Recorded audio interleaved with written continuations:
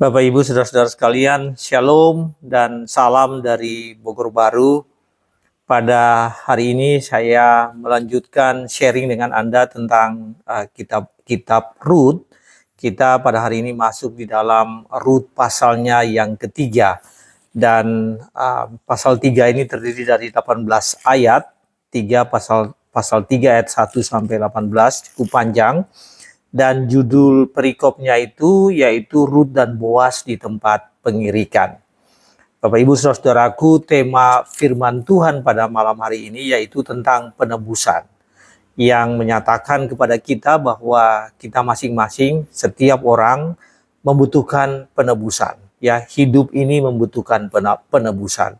Dan itu akan terambil dari, kita akan belajar dari bagaimana Naomi dan Rut mengalami proses itu, proses yang atau membutuhkan proses itu, proses penebusan di dalam kehidupan mereka. Bapak Ibu saudara-saudaraku, arti kata penebus itu adalah pembebas atau yang membebaskan, penyelamat atau yang menyelamatkan. Jadi seorang penebus itu adalah seorang yang membayar, seorang yang membeli atau seorang yang mengambil kembali, memulihkan kembali hak yang telah hilang. Jadi seseorang yang hidup di dalam perbudakan, seseorang yang hilang dari sistem dan dalam kehidupannya, kemudian itu diperoleh kembali, itu diambil lagi dan itu diperoleh kembali. Seseorang yang telah menggadaikan hak-haknya, seseorang yang berada dalam kesulitan. Nah, orang-orang seperti itu adalah orang-orang yang ditebus, dan karena itu membutuhkan apa yang disebut dengan penebus. Bapak Ibu saudara-saudara sekalian, penebus terhadap apa? Seperti tadi saya sebutkan, penebusan terhadap apa? Penebusan terhadap perbudakan, penebusan terhadap kepemilikan, hak-hak yang telah digadaikan oleh orang tersebut, sehingga dia hidup di dalam gungkungan dari dari kehidupan sebulahnya yang tidak hidup dalam gungkungan itu. Dan untuk mengembalikan kehidupannya itu dia membutuhkan penebusan. Saudara sekalian, arti kata penebusan ini atau penebusan itu adalah satu proses yang terjadi di dalam iman Kristiani. Jadi setiap orang Kristen adalah setiap orang yang telah mengalami penebusan oleh Bapa di sorga melalui Tuhan Yesus Kristus. Karena itu saudara-saudara sekalian, Allah kita adalah Allah yang menebus. Allah kita adalah penebus setiap orang dari kehidupannya yang telah hilang hubungannya dengan Dia, yang telah terlepas hubungannya dengan Allah Bapa di sorga, kemudian ditebus kembali, diambil kembali hak-hak itu yang telah hilang itu dipulihkan kembali. Dan proses itu yang disebut dengan proses penebusan. Jadi Allah kita adalah Allah yang menebus, dan penebusan itu terjadi melalui Tuhan kita Yesus Kristus.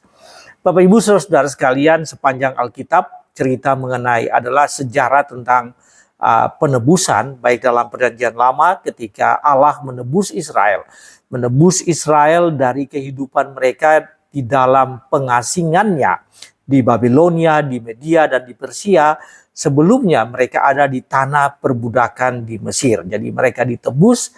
Kemudian di dalam sejarah Perjanjian Baru, bagaimana Tuhan Yesus datang ke dunia ini untuk menebus setiap orang yang mau memberikan dirinya untuk ditebus, yang merasakan bahwa dia membutuhkan penebusan.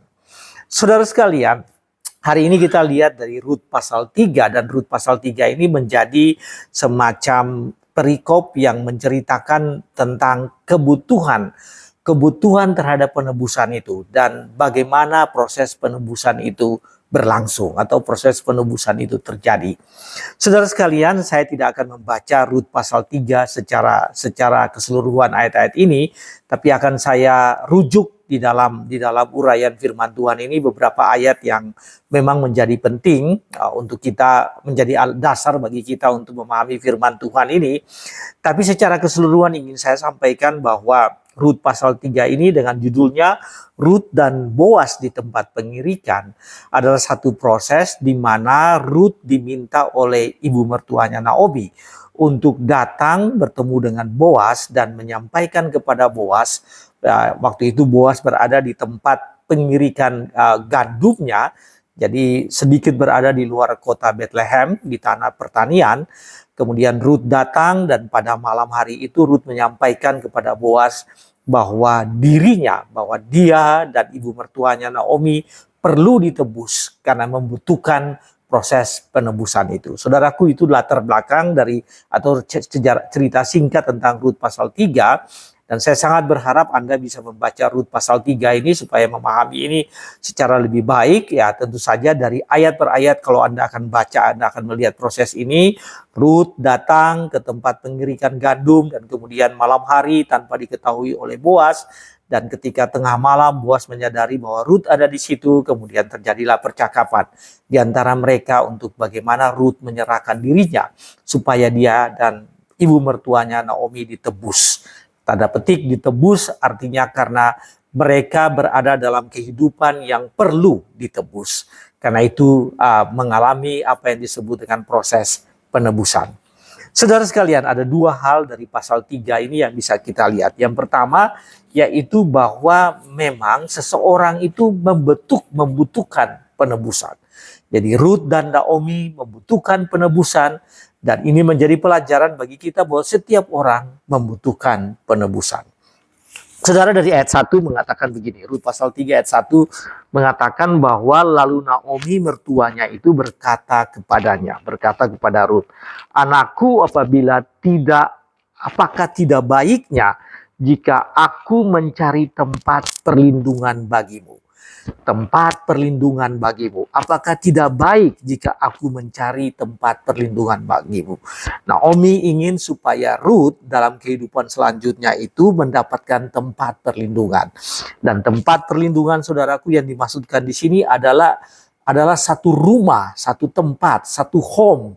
Jadi bukan hanya secara fisik, tetapi tempat di mana memang semua kebutuhan fisiknya Rut, kemudian kebutuhan spiritualnya, kebutuhan emosionalnya itu semua dipenuhi. Dan karena itu Naomi menyampaikan kepada Rut bahwa dia harus memiliki satu tempat perlindungan. Jadi maksudnya dengan gunanya dengan tempat perlindungan itu supaya engkau berbahagia. Saudara sekalian, Naomi menyampaikan bahwa Rut perlu mendapatkan kebahagiaan, hidup yang bahagia. Hidup yang sekarang ini belum bahagia secara total, hidupnya nanti harus lebih bahagia, dan karena itu Rut harus mempunyai tempat perlindungan. Saudara sekalian, di ayat pasal 3 ayat 8 dan ayat 9 mengatakan, ini prosesnya ketika Rut sudah berada di tempat pengirikan gandum miliknya Boas itu. Kemudian dalam ayat 8 mengatakan begini, pada tengah malam dengan terkejut terjagalah Boas, lalu meraba-raba ke sekelilingnya, dan ternyata ada seseorang perempuan yang berbaring di sebelah kakinya. Bertanyalah ia, "Siapakah engkau ini?" Jawabnya, "Aku Rut, hambamu." Jadi Boas tengah malam dia menyadari bahwa ada seseorang yang berada di sampingnya, di bagian kakinya, sebelah kakinya. Lalu kemudian ditanya, Boas menanyakan, "Siapakah engkau ini?" Kemudian Rut menjawab, "Hambamu, aku Rut, hambamu." Kemudian Rut menyampaikan, "Kembangkanlah kiranya sayapmu untuk melindungi hambamu ini, sebab engkaulah seorang kaum yang wajib menebus kami." Kembangkanlah sayapmu ini dalam rangka perlindungan. Kembangkanlah sayapmu melindungi hambamu ini, karena engkaulah seorang kaum yang wajib menebus kami. Jadi Rut dan Naomi. Saudara-saudara sekalian, menurut kitab Ulangan ya, ada yang disebut dengan kinsman redeemer. Kinsman redeemer itu artinya penebus di dalam keluarga. Jadi ini kasusnya terjadi pada Boas yang masih merupakan relatif atau keluarga dari Elimelek. Makanya ketika Elimelek nggak ada, maka tanggung jawabnya itu harus ditebus. Jadi Naomi dan Rut ini bersama dengan semua propertinya mereka harus ditebus. Dan yang melakukan penebusan itu adalah saudara dekat. Ya, saudara dekat itu disebut dengan penebus yang ada kaitannya itu. Ya, disebutkan engkaulah yang mempunyai kewajiban untuk menebus kami. Bapak Ibu saudara-saudara sekalian. Jadi Rut berseru, Rut meminta kepada Boas supaya Boas kembangkan sayapnya, lalu kemudian melindungi kami. Kami adalah Rut dan Naomi untuk menebus kami. Karena engkaulah adalah orang yang wajib menebus kami. Saudara-saudara sekalian, memang Rut dan Naomi membutuhkan penebusan. Dan karena membutuhkan penebusan itu, maka mereka mencari penebusan itu. Mereka mencari penebus dan mereka tahu proses penebusan itu. Saudara-saudara sekalian, di dalam Alkitab banyak cerita mengenai orang yang mencari penebusan. Ya, orang yang mencari, yang menyadari bahwa dia membutuhkan pertolongan dan dia perlu ditolong. Dia yang membutuhkan keselamatan, maka dia harus mendapatkan sumber keselamatan itu. Dia yang berada dalam perbudakan dan karena itu perlu ditebus. Dia yang telah digadaikan dan perlu ditebus. Dan karena itu membutuhkan penebusan itu. Itu banyak kita bisa pelajari itu di dalam Alkitab. Salah satunya ingin saya sampaikan ke Anda yaitu dari Ayub.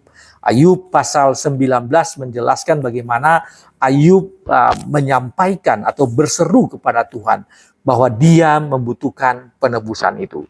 Saudara, dalam Ayub pasal 19 ayat 7 dikatakan bahwa sesungguhnya aku berteriak untuk mencari penebus, tetapi tidak ada yang menjawab. Jadi orang-orang di sekitar dia, baik itu keluarganya dia, ya keluarga dekatnya dia, tentu saja anak-anaknya dan istrinya telah meninggal, telah dipanggil Tuhan, tetapi telah mati ya. Tetapi yang lain, jadi teman-temannya dia tidak ada yang bisa menolong dia. Bahkan yang dulunya adalah para hambanya atau pembantu-pembantunya, saudara-saudaranya menjauhkan diri dari dia, kaum kerabatnya menjauhkan diri dari dia, disebut dengan budak-budaknya menjauhkan diri dari dia, ya, dari Ayub. Karena itu Ayub meminta pertolongan. Saudaraku, di dalam ayat 19 ayat 25, pasal 19 ayat 25 dikatakan, tetapi aku tahu setelah Ayub menyatakan bahwa dia mencari siapa yang bisa menebus dia. Akhirnya dalam ayat 25 dikatakan bahwa tetapi aku tahu penebusku hidup dan akhirnya aku bangkit. Ya, dan akhirnya ia bangkit di atas debu. Ya, bangkit di atas debu ini artinya bahwa Allah yang muncul, Allah yang datang kepadanya, Allah yang berdiri di atas bumi ini untuk menyelamatkan Ayub. Bapak Ibu saudara sekalian, itu salah satu contoh ya, contoh bagaimana orang yang membutuhkan penebusan. Ada contoh lain ya, cerita bagaimana seorang perempuan dari Kanaan ya, seorang perempuan yang berasal dari Kanaan, jadi bukan orang Yahudi, dan kemudian anaknya menderita sakit karena sakit yang disebut dengan dikuasai oleh roh-roh jahat ya. Anaknya menderita sakit seperti itu dan dia berteriak, dia berseru kepada Tuhan. Anda bisa baca ini dari Matius pasal 15 ya. Matius 15 menjelaskan tentang perempuan Kanaan ini, dan ketika dia bertemu dengan Yesus dan dia katakan, dia berseru. Alkitab mengatakan pasal 15, Matius 15 ayat 22 mengatakan bahwa dia berseru. Perempuan ini berseru dan dia katakan, kasihanilah aku ya Tuhan, anak Daud. Dia berseru seperti itu. Tetapi kemudian Tuhan tidak menjawab, Tuhan Yesus tidak menjawab. Murid-muridnya juga meminta supaya dia tidak berseru dengan keras. Dia tidak boleh berteriak-teriak. Karena apa yang terjadi dengan dia? Memang dia berteriak. Dia berteriak. Dia berseru, dia berteriak, meminta tolong itu. Karena dia tahu bahwa anaknya harus selamat. Anaknya harus ditebus, anaknya harus diselamatkan. Sehingga dia berteriak seperti itu. Kemudian Tuhan Yesus menyampaikan bahwa dia datang untuk menyelamatkan anak Daud. Untuk menyelamatkan orang-orang Israel. Bukan menyelamatkan orang-orang yang lain. Tapi kemudian perempuan yang orang Kanaan ini, dia datang dan dia menyembah kepada Tuhan Yesus. Dan kembali dia berseru, Tuhan tolonglah aku. Dan setelah dia berkata itu, Yesus kembali mengatakan bahwa tidak patut mengambil roti yang harus diberi makan kepada orang-orang Yahudi dan diberikan itu kepada anjing, ya, disampaikan seperti itu. Dan dia berkata, biarlah anjing memakan remah-remah, sisa-sisa makanan. Dan karena percakapannya itu dengan Tuhan Yesus, pada akhirnya anaknya disembuhkan. Bapak Ibu saudara sekalian, cerita tadi menyampaikan, jadi apa yang diambil dari cerita Ayub, cerita dari Ruth, ya, dan Naomi, kemudian tadi dari perempuan Kanaan ini menjelaskan kepada kita bahwa memang setiap orang membutuhkan penebusan, atau setiap orang harus menyadari bahwa dia membutuhkan penebusan di dalam hidupnya. Saudaraku, tidak ada seorang pun di antara kita, termasuk Anda, yang bisa mengatakan bahwa Anda mampu menjalani hidup Anda ini sendiri. Yang bahwa dengan apa yang Anda miliki, dengan kemampuan Anda, dengan kekuatan Anda, dengan jejaring yang Anda miliki, dengan properti yang Anda miliki, dengan harta yang Anda miliki, dengan status yang ada pada Anda, bahwa Anda itu menjamin kehidupan Anda yang tadi disebutkan oleh Naomi kepada Ruth. Kamu membutuhkan home, kami membutuhkan kebahagiaan. Dan kebahagiaan itu harus kebahagiaan selama-lamanya. Kebahagiaan yang sejati. Tidak ada seorang pun di dunia ini yang bisa mendapatkan itu tanpa melalui penebusan. Dan saudara, itu juga yang dilakukan oleh Ayub. Ayub mengatakan, penebusku itu adalah Tuhan. Penebusku hanya dari Tuhan. Seorang perempuan Kanaan itu menyebutkan bahwa tolonglah kami karena tidak ada cara lain untuk anaknya bisa diselamatkan. Jadi saudara sekalian, ini merupakan pelajaran bagi kita bahwa setiap orang harus menyadari. Ini prinsip yang penting dan hal yang pertama di dalam kehidupan ini, yaitu bahwa setiap orang harus menyadari bahwa dia membutuhkan keselamatan. Setiap orang harus menyadari bahwa dia membutuhkan penebusan. Dan apapun yang dia miliki tidak bisa menyelamatkan dia. Apapun dia miliki tidak bisa menebus dia dari kehidupan yang binasa.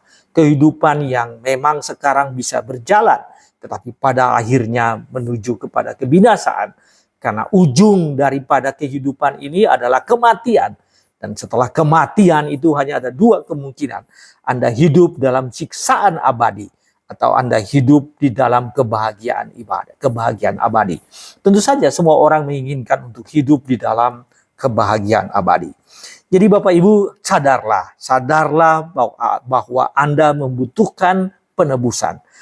Seperti Naomi yang sadar bahwa Ruth membutuhkan penebusan, bahwa dia dan menantunya membutuhkan penebusan. Seperti Ayub yang sadar bahwa dia membutuhkan penebusan. Karena itu berteriak, berseru bahwa kamu membutuhkan penebusan. Saudaraku, itu pelajaran yang pertama yang kita bisa lihat dari Rut pasal 3. Dan yang kedua, kita melihat di sini bahwa ada yang bersedia untuk menebus. Kalau tadi teriakan penebusan, maka yang kedua, dan kita bisa lihat dari pelajaran di sini, bahwa Boas siap untuk menebus. Saudara sekalian, di dalam ayat 11, Rut pasal 3 ayat 11 mengatakan begini, ketika Rut menyampaikan tadi bahwa kembangkanlah sayapmu dan lindungilah kami, ya, Rut dan Naomi. Kemudian di dalam ayat 11, Boas mengatakan begini, oleh sebab itu anakku janganlah takut. Jadi engkau setelah mendapatkan seruan atau permohonan dari Rut seperti itu, kemudian Boas mengatakan janganlah takut. Segala yang kau lakukan itu akan kulakukan kepadamu. Segala yang kau pohonkan itu, segala yang kau utarakan itu akan kulakukan kepadamu. Sebab setiap orang dalam kota ini tahu bahwa engkau seorang perempuan yang baik.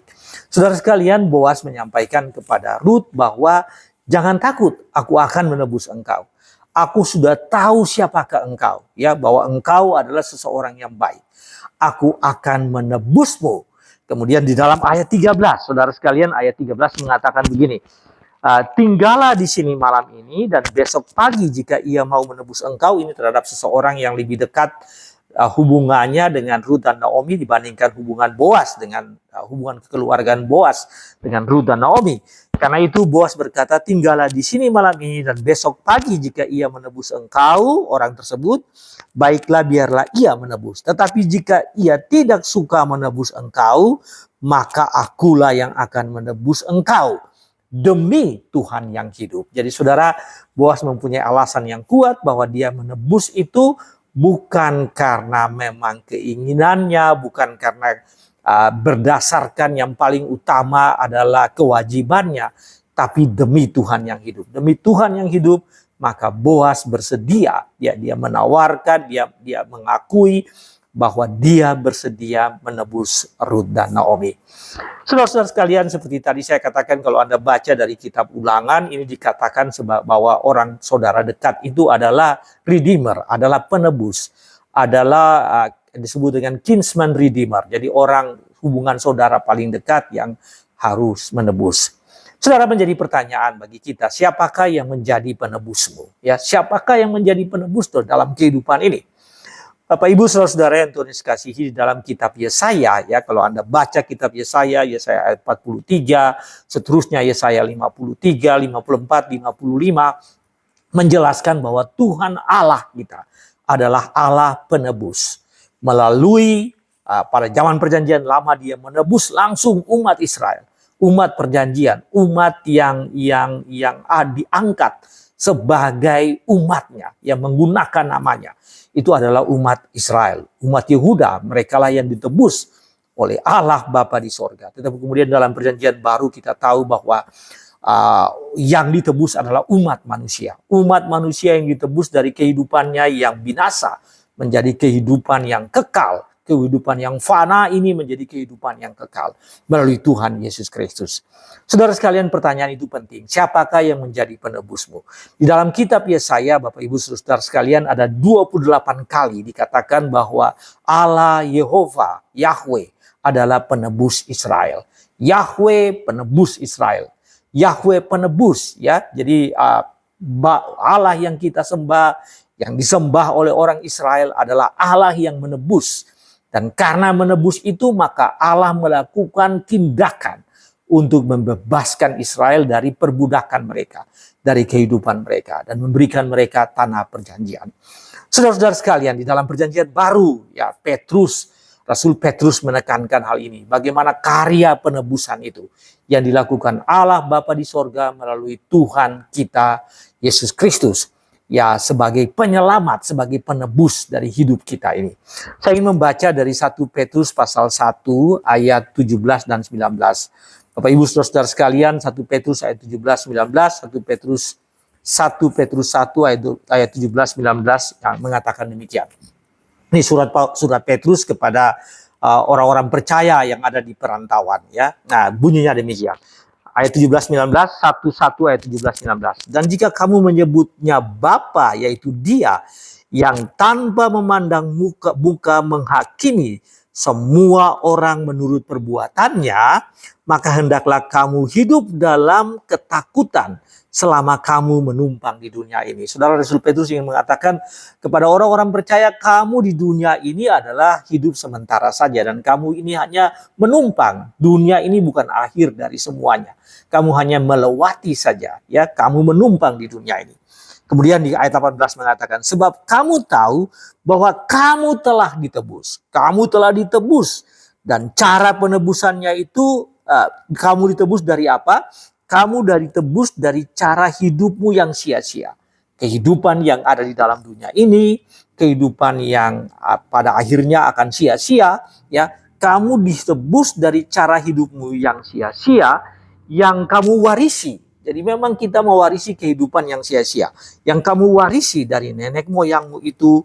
Dan penebusan itu bukan dengan barang yang fana. Ya, bukan dengan sesuatu yang bisa lenyap. Bukan dengan barang yang fana. Bukan pula dengan perak dan emas. Melainkan dengan darah yang mahal. Darah yang mahal. Yaitu darah Kristus yang sama seperti darah anak domba yang tak bernoda dan tak bercacat. Saudara, Petrus merujuk pada pada penebusan di hari Paskah, ya, di hari di Mesir, ketika anak domba disembeli dan kemudian orang-orang Israel semuanya diselamatkan. Petrus mengatakan bahwa penebusan yang dilakukan oleh Allah, yaitu melalui putranya yang tunggal, Tuhan Yesus Kristus, dan itu dilakukan bukan dengan barang yang fana, bukan pula dengan perak atau emas, tetapi dengan darah yang mahal. Saudara, penebusan telah dilakukan. Ya, ini berbeda dengan apa yang dikatakan oleh Boas ketika Ruth menyampaikan kepada Boas menyampaikan begini, aku akan menebus engkau. Aku akan menebus engkau. Dan memang kalau kita baca proses yang disampaikan oleh Boas ini setelah dia mendapatkan pengakuan dari orang-orang tua-tua yang berada di Bethlehem, dan kemudian pada akhirnya dia menebus. Jadi aku akan, pada hari itu Boas mengatakan, aku akan menebus engkau. Saudaraku, Rasul Petrus mengatakan begini, dan itu telah terjadi di dunia ini. Rasul Petrus mengatakan bahwa dengan darahnya yang mahal, dengan darah Tuhan Yesus yang mahal, dia telah menebus engkau. Dia telah menebus engkau. Jadi sesuatu yang sudah terjadi. Dia telah menebus engkau. Dengan darahnya, dengan kematiannya di kayu salib. Dengan darahnya yang tertumpah di kayu salib.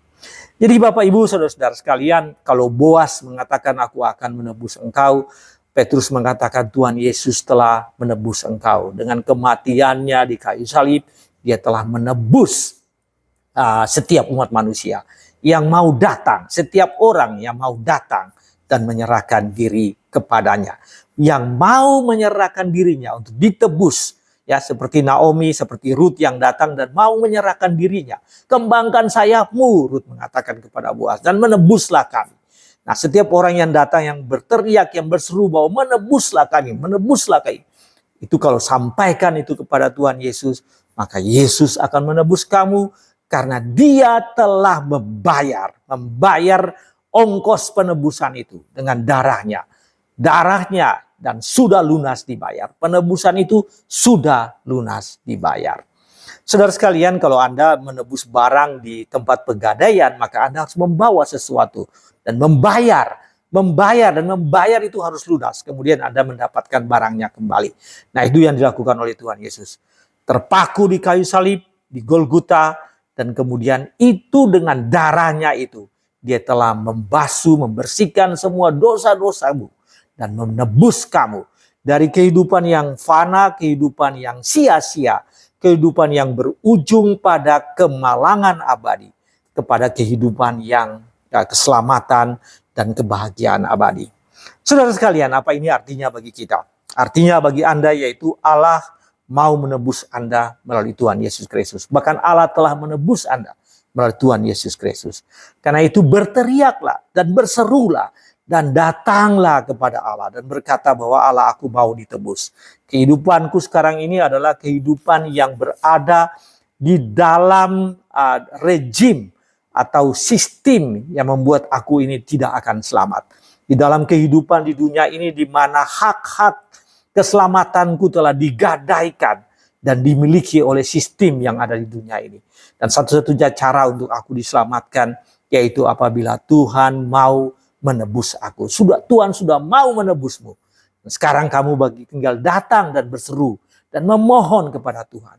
Seperti perempuan Venesia, perempuan yang dari Kanaan ini yang berteriak, Tuhan tolonglah aku.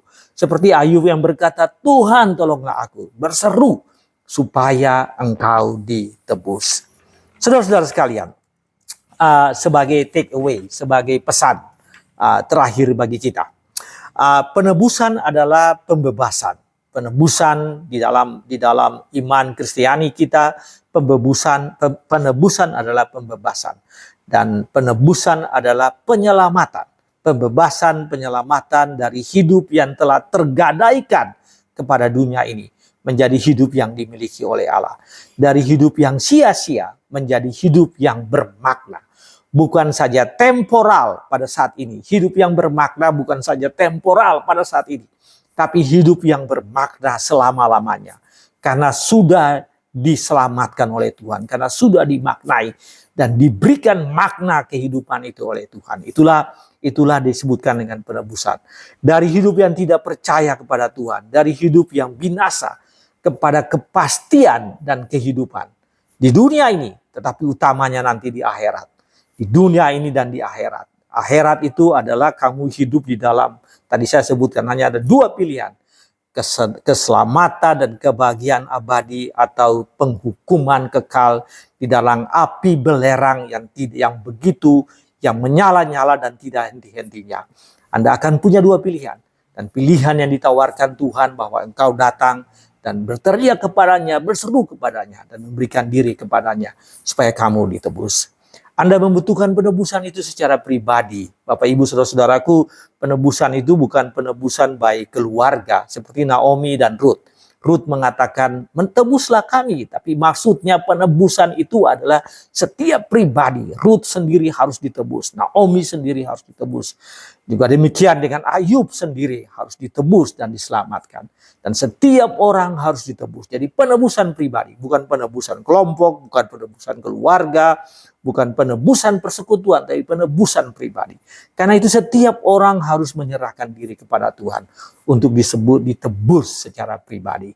Saudara, mengakhiri renungan ini saya ingin kembali sekali lagi kita melihat dari ayat yang begitu terkenal yang sudah banyak orang ketahui dari Yohanes pasal 13, Yohanes pasal 3 ayat 13 sampai 16. Saya ingin membaca ayat ini untuk menutup renungan ini, saudara-saudara sekalian. Yohanes 3 ayat 13 mengatakan demikian. Tidak ada seorang pun yang telah naik ke sorga. Tidak ada seorang pun yang telah naik ke sorga. Selain daripada Dia, ini anak tunggal Allah, Tuhan Yesus Kristus, yang telah turun dari sorga. Turun untuk menyelamatkan, yaitu anak manusia. Jadi nggak mungkin seseorang pergi ke sorga selain Tuhan yang datang ke dalam dunia ini untuk menyelamatkan, untuk menebus dari kehidupan yang sia-sia itu. Untuk menebus, itu adalah the only way, satu-satunya cara. Kemudian ayat 14, 3 ayat 14, Yohanes 3 ayat 14 mengatakan, dan sama seperti Musa yang meninggikan ular di padang gurun, demikian juga anak manusia harus ditinggikan. Tuhan Yesus Kristus anak manusia harus terpaku di kayu salib, harus mati di kayu salib. Karena seperti Musa yang meninggikan ular, dan setiap orang yang melihat ular maka dia disembuhkan. Ya, ini proses ketika Musa memimpin Israel keluar dari Mesir masuk ke tanah Kanaan. Dan itu adalah salah satu proses di dalam satu gambaran bagaimana penebusan itu. Ketika orang Israel melihat ular yang ada di atas padang gurun itu, ya, ular yang ditinggikan itu, maka mereka akan sembuh. Nah, ketika kita menyerahkan diri kepada Yesus yang terpaku di kayu salib yang sudah bangkit dari antara orang mati, maka kita diselamatkan. Ayat 15, supaya setiap orang yang percaya kepadanya, ya, setiap orang yang percaya kepadanya beroleh hidup yang kekal. Itu ayat 15. Ayat 16 kembali menekankan hal ini, ya, tentang beroleh hidup yang kekal. Karena begitu besar kasih Allah akan dunia ini. Jadi Tuhan menebus karena kasih Allah yang besar itu, sehingga Ia telah mengaruniakan anaknya yang tunggal, supaya setiap orang yang percaya kepadanya tidak binasa, melainkan beroleh hidup yang kekal. Inilah proses penebusan itu. Tuhan memberikan anaknya yang tunggal, supaya setiap orang yang percaya dialihkan dari apa yang disebut dengan kematian kekal menjadi kehidupan kekal. Dan di dalam ayat yang tadi kita baca 2 kali dikatakan, supaya beroleh hidup yang kekal. Beroleh hidup yang kekal artinya kamu mendapatkan kehidupan kekal itu diterima secara cuma-cuma, tetapi dibayar, ditebus oleh Tuhan dengan darahnya yang mahal, ya, dan lunas dibayar, sehingga itu kamu ditebus secara sempurna. Bapak Ibu, jalanilah hidup ini dengan sadar bahwa Anda perlu ditebus, dan serahkan diri Anda kepada Tuhan supaya Tuhan menebusmu dan engkau beralih dari kehidupan yang tanpa tujuan menjadi kehidupan yang punya tujuan. Dari kehidupan yang tidak pasti menjadi kehidupan yang pasti. Karena tahu kemana Anda akan berada, Anda akan pergi. Dari kehidupan yang penuh sia-sia, kehidupan yang sia-sia, menjadi kehidupan yang bermakna. Percaya kepada Tuhan Yesus karena Dia is the only way, satu-satunya cara untuk ditebus kehidupan kita ini. Untuk menebus dirimu dan menjadi kehidupan dan masuk ke dalam kehidupan yang abadi. Kiranya firman Tuhan ini menjadi berkat bagi Anda semua dan Tuhan Yesus memberkati. Amin.